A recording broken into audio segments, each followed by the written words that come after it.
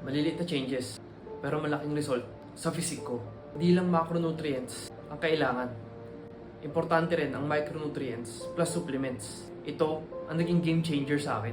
Akala ko dati, fats, carbs, protein, sapat na. Pero mali pala ako. Hindi ko napansin dati, kumpleto nga ako sa macronutrients, pero wala naman akong micronutrients. Ito ang nagpabagal sa process ko. Lagi akong pagod, stress, at parang kulang yung lakas ko. Ito, yung mga small changes na ginawa ko. Focus ako sa vitamins and minerals. Hindi lang basta sa calories. Nagdagdag ako basic supplements para i-add sa kulang sa diet ko. Ito ang mga dinagdag ko. Vitamin C plus zinc for overall health.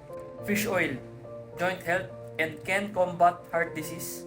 Creatine, strength plus muscle performance. EAA, can aid in growth and repair muscles.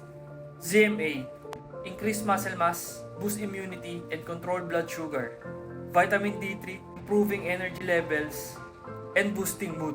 Hindi siya instant result, pero after weeks, mas nakita ko na mas nag-improve ang strength ko, recovery, at performance sa gym. Dito rin unti-unti nagbago ang physique ko. Hindi lang macronutrients sa laban. Minsan, yung mga maliliit na kulang mo, yung pala yung mas magbibigay ng mas malaking progress sa'yo.